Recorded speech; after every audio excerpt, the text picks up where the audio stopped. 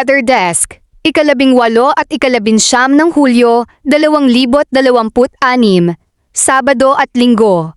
Pinakabagong ulat sa panahon. Magandang hapon po sa inyong lahat. Lagay ng panahon.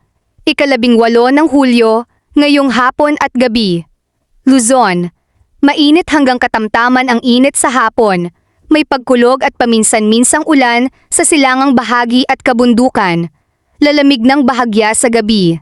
Temperatura, 26 to 33 degrees Celsius.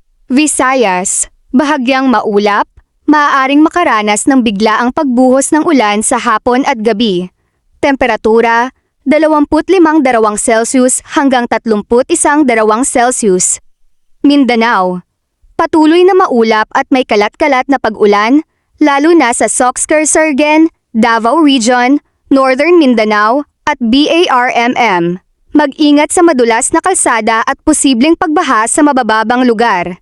Temperatura, 24 Celsius hanggang 30 Celsius. Hulyo 19, bukas, umaga, tanghali at hapon. Luzon, maaliwalas at presko sa umaga. Magiging mainit sa tanghali at hapon, may tsansa ng ulan sa silangang bahagi. Temperatura, 25 to 34 degrees Celsius. Visayas, maulap na may pagitan ng sikat ng araw. Inaasahang pag-ulan sa hapon at gabi. Temperatura, 24 to 32 degrees Celsius. Mindanao, mananatiling maulap at may ulap sa malaking bahagi ng rehiyon. Mag-ingat pa rin sa posibleng pagyanig o aftershocks. Temperatura, 23 graus Celsius at 30 graus Celsius. Ulat sa karagatan.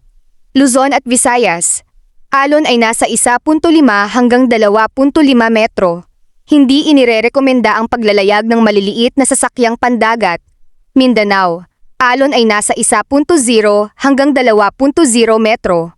Mas maingat sa baybayin ng silangang Mindanao at karagatang Pasipiko. Malalayong karagatan.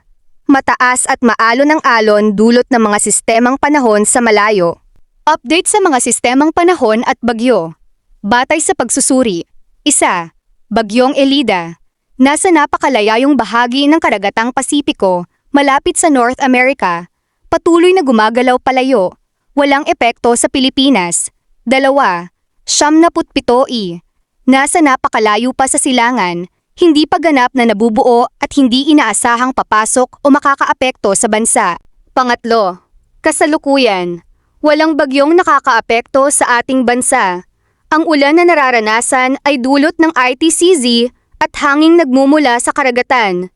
Paalala, maging handa sa biglaang pagbabago ng panahon. Manatiling nakasubaybay dito sa KOI Weather Desk para sa mga susunod na balita. Ligtas po tayong lahat.